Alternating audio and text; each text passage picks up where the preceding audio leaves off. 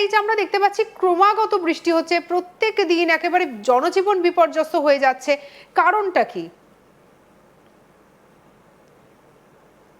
Actually দেখুন, এই মুহূর্তে ভারতবর্ষের যে নিম্নচাপের যে বলয় যেভাবে তৈরি হওয়ার কথা, সেই ধরনের বলয় তৈরি হতে পারছে না। বঙ্গোপসাগরের জলের তাপমাত্রা এখনো পর্যন্ত প্রায় 5 ডিগ্রি সেলসিয়াস বেশি, যার ফলে বঙ্গোপসাগরে অত্যন্ত সক্রিয় অবস্থায় তৈরি হয়ে পড়ছে নিম্নচাপ। হুম। তাছাড়া যখন এই নিম্নচাপ ঘূর্ণায়মান অবস্থায় ভূমিভাগের মধ্যে প্রবেশ করছে, তখন অধিকাংশ সময়ে উত্তর ভারতে কোনো নিম্নচাপ না থাকায় এই নিম্নচাপকে সরাসরিভাবে টেনে নিতে পারছে না, যার ফলে নিম্নচাপ আলটিমেটলি প্রবেশ করছে ওড়িশা এবং ছত্তিশগড়ের ওপরে। তার কারণ মধ্যপ্রদেশের ওপরে শক্তিশালী নিম্নচাপ তৈরি হয়ে অবস্থান করছে, যে কারণের জন্য যখনই ভূমিভাগের মধ্যে প্রবেশ করছে তখনই একটা বিস্তীর্ণ রোটেশন তৈরি করে বিস্তীর্ণ অঞ্চলের উপর দিয়ে জলীয় বাষ্পকে টেনে নিয়ে ভূমিভাগের মধ্যে ঢোকার চেষ্টা করছে। তার ফলে কিন্তু আমরা দক্ষিণবঙ্গে বৃষ্টিপাত পাচ্ছি।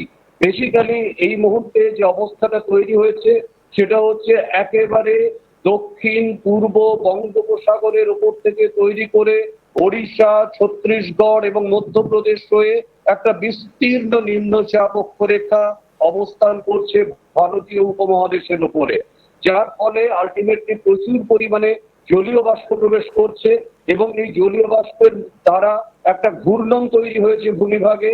সেই ঘূর্ণন কিন্তু সমগ্র ওড়িশা, দক্ষিণবঙ্গ এবং তার সাথে সাথে ছত্তিশগড় এবং মধ্যপ্রদেশের কিছু স্থানকে দখল করে অবস্থান করছে, যার ফলে আলটিমেটলি কিন্তু আমরা এই ধরনের বৃষ্টিপাত পাচ্ছি। অপরদিকে যেটা গুরুত্বপূর্ণ, উত্তর পূর্ব ভারতের উপরে তৈরি হয়েছে একটা নিম্নচাপ। সেই নিম্নচাপ কিন্তু অত্যন্ত দ্রুত গতিতে জলীয় বাষ্পকে আকর্ষণ করছে বঙ্গোপসাগর থেকে। সেই জলীয় বাষ্প সরাসরিভাবে উত্তর পূর্ব ভারতের দিকে প্রবেশ করছে, যার ফলে সেভেন সিস্টার্স এর সঙ্গে সঙ্গে দক্ষিণবঙ্গেও এবং বাংলাদেশের উপরেও কিন্তু বৃষ্টিপাতের একটা প্রভাব আছে।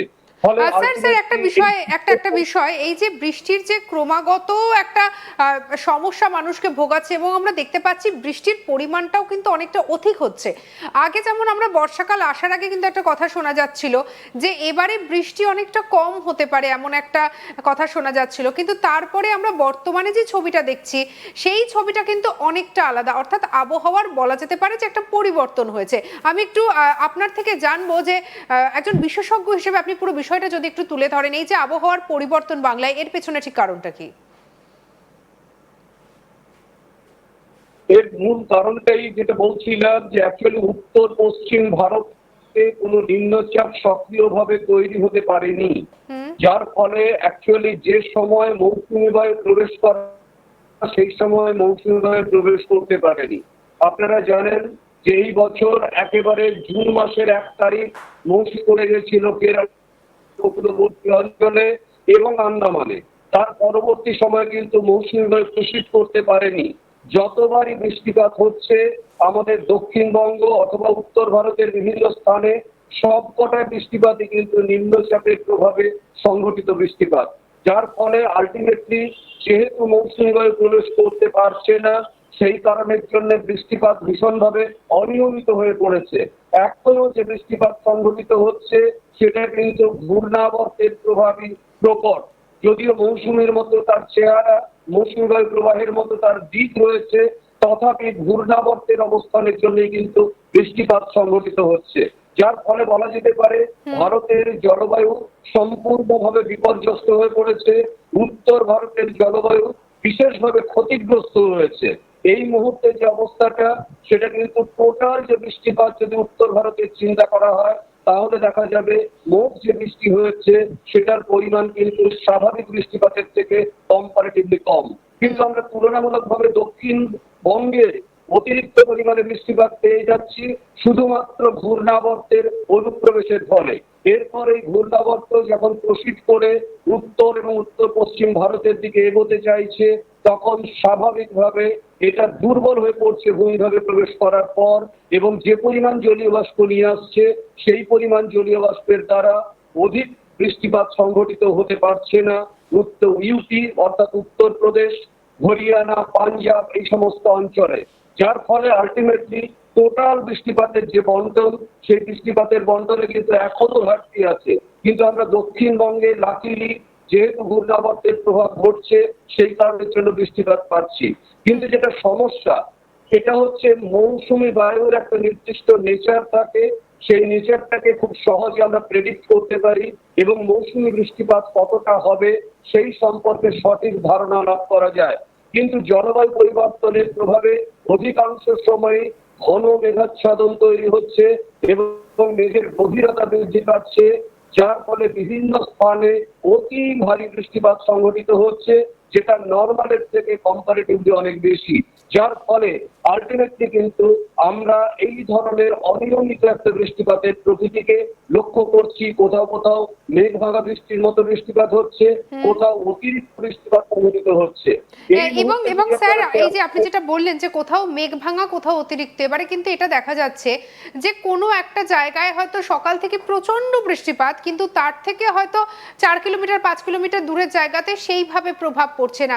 এর ফলেই কি মানে এই রকম একটা বৃষ্টির ক্ষেত্রেও মানে একটা অদ্ভুত পরিস্থিতি আমরা দেখতে পাচ্ছি? হ্যাঁ, বেসিক্যালি ব্যাপারটা হচ্ছে নিম্নচাপ সুদৃঢ়ভাবে সুবিস্তৃত মেঘাচ্ছাদন কখনো ধরে রাখতে পারে না, যার ফলে বিচ্ছিন্নভাবে ছোট ছোট পকেট তৈরি হয়ে যাচ্ছে, ছোট ছোট ক্ষেত্র তৈরি হচ্ছে। যে ক্ষেত্রে যতটা মেঘ রয়েছে সেই ক্ষেত্রে ততটা বৃষ্টিপাত সংঘটিত হচ্ছে। ফলে আলটিমেটলি কিন্তু কোনো নির্দিষ্ট নিয়মাবলী মেনে বৃষ্টিপাত সংঘটিত হতে পারছে না। স্বাভাবিকভাবে দক্ষিণ ভারতে যে পরিমাণ বৃষ্টিপাত হওয়ার কথা, তার থেকে বৃষ্টিপাতের পরিমাণ অনেক বেশি হচ্ছে। মহারাষ্ট্র অনেক বেশি বৃষ্টি পাচ্ছে, কেরালা অনেক বেশি পরিমাণে বৃষ্টি পাচ্ছে, তামিলনাড়ু, অন্ধ্রপ্রদেশ এরা অনেক বেশি বৃষ্টি পাচ্ছে। বৃষ্টি কম পাচ্ছে আমাদের ঝাড়খণ্ড, বিহার, উত্তরপ্রদেশ, পাঞ্জাব এবং হরিয়ানা। বেসিক্যালি দেখুন, এই অঞ্চলটাই আলটিমেটলি মৌসুমী বায়ু আগমনের সময় সবচেয়ে বেশি বৃষ্টিপাত হয় এবং সেটাই আলটিমেটলি মৌসুমী ছন্দের একটা গুরুত্বপূর্ণ বৈশিষ্ট্য। কিন্তু বেসিক্যালি এই বছর সেটা ঘটতে পারছে না। এবছর আপনারা খেয়াল করলে বুঝতে পারবেন, দিল্লির ওপরে অতিরিক্ত গভীর মেঘাচ্ছাদন তৈরি হয়েছে, যেটা মেঘ ভাঙা বৃষ্টিপাতের মতো একটা পরিস্থিতিকে তৈরি করছে এবং সেটা কিন্তু কন্টিনিউ করবে।